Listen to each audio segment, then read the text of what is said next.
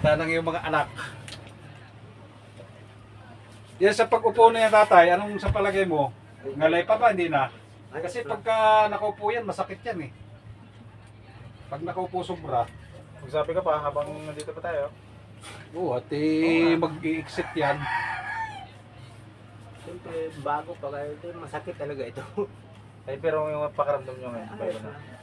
Dito wala.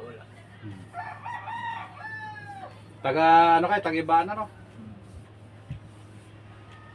Doon pa yan papuntang ano eh, Garcia, no? Magpas pa, no? Kaya, nang dito kami, sa kabila, ang Garcia dito eh, pre. Puntang Rosario. Oh, yung kabila nga, yung kabila. Pampasan Juan, pag ganun. Kabila, dito. Diyan, San Jose. Eh di, San Jose pa kayo? Dadaan. Hindi na, dito sa Barangay Road. May mga shortcut yan dyan eh. Diyan sa may Robinson. Pakaliwa na doon. Kung baga tatay, baka sabihin mo na, bakit eh, parang hinulbody ako, pero yung bakit yung ano, pero hindi.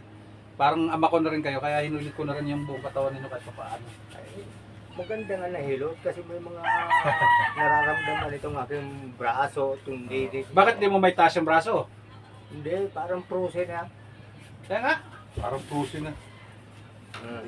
Rin kabila oh. Ay, putya, baka kabalik ka uli dito nga. Prose na ito, tagal na ito. Ay, Mga kailan pwede preng ibalik? Papa. punta kayo ng mga linggo lang ha. Linggo. Ibig ko sabihin ngayong linggo na to o next week? Bahala kayo. Ah, Basta linggo. Para doon sa frozen shoulder ni Papa. Tapos yung sa iyo, kung di natin madali. Sige. Pero hindi na makakaso, masakit yan. Ito pagka umaga, tigas na tigas ito. Ganyan-ganyan pa. Ay, naipit yan pag natutulog. Parang himay na himay. Ay, araw-araw, ganun. Oo nga, oh. Frozen. Pagdadala na lang namin sa linggo. Mga anong oras kaya makakarating? Sa palagay mo? Ay, sasamba pa ang mga yan eh. Ay, mga iglesia ni Cristo. Ah! Oo. Sa iglesia pala kayo, sorry.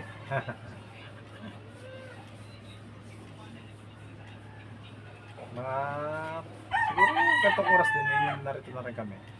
Conforme din kasi Minsan ay wala ka minsan dito. ay nandun ako sa may bahay ko. Baka mamaya pagpunta nyo dito wala ako. Kasi may bahay akong kinuha. Minsan nagagala ako doon. Eh di, Oo.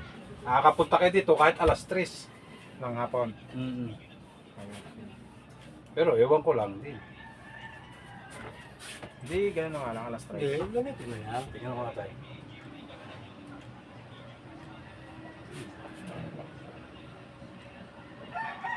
Yun, sarap nun. Oo. Kalas yun. Sarap nun. Masakit? Yun yung ngalay nun eh. Yun yun? Yun yung ngalay nun.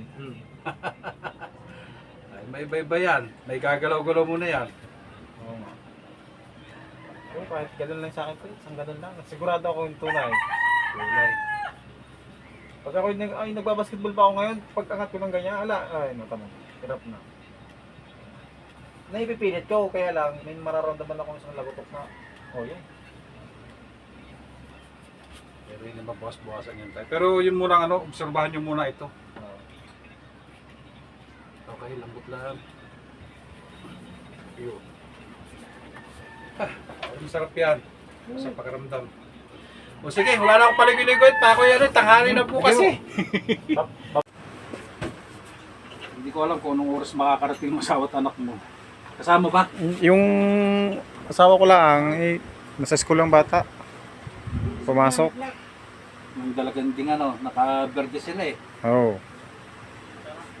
Ayun matagal kang hinanap noon. Galing pa yun doon sa may 7-Eleven. Oo. Kasi doon ko tinurin nung yung palay dito.